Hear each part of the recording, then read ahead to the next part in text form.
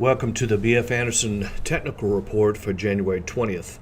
You know, the markets are constantly changing. That's one common denominator. There's always going to be change. Now, one thing that we are seeing here that is quite important is what's happening with interest rates. Interest rates seem to be climbing. It appears that the bull market that started in 1982 is now over. That's a 30-year plus 30-year bull market in bonds. You know, interest rates move in very long-term cycles. It's not a short-term thing. So once interest rates change direction, we could see such as a 20-year bear market in bonds. So that's what's changing in the market right now. We're moving from deflationary expectations to reflationary expectations. So what I have here is the 20-year Treasury bond fund, 20 plus years. I've removed the price of the fund and I've replaced the price with just 3 moving averages. Now, what's important to note here is that not only are the moving averages moving down, which is the 25-day moving average, the 50-day, which is red, moving down, but they've also crossed below the 200-day, which is also moving down. So it does appear that there's selling pressure on bonds and should be noted. Now, here's a graph that goes back all the way back to 1998. This is the New York Stock Exchange Composite Index. And we've been stuck in a consolidation box for 19.4 years, which is 7,093 calendar days.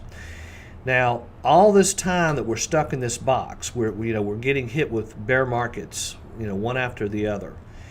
But then all of a sudden here, things have started to change. Now, we just had about a 3-year consolidation box here as well, where we broke out and then came right back down into it. Now, of course, we all know that we could come right back down into it again, but the general rule here is that difficult markets are usually followed by easier markets, especially after lengthy consolidations, because you have to realize what's happening here. After 19 years of going nowhere, people have pretty much given up on stocks, and that's, if you're dealing with an auction market, everybody's out of the market. So we know that there's a lot of cash on the sidelines. There's a lot of cash in these bond funds that are starting to deteriorate. So the market appears to be changing its character. Nicholas Darvas, who was a famous investor back in the 50s, who happened to be a professional dancer, said that before a dancer can leap, he has to crouch. So we got this big crouch at the early part of 16, and then now we're breaking out, especially after the election. Now, here's an interesting index. This is the Wilshire 5000 Composite Index. It's pretty much everything. And as you can see here, again, just to point out this base building period that we've had, it's been 3.2 years of base building. And so the old rule is the longer the base, the greater the race.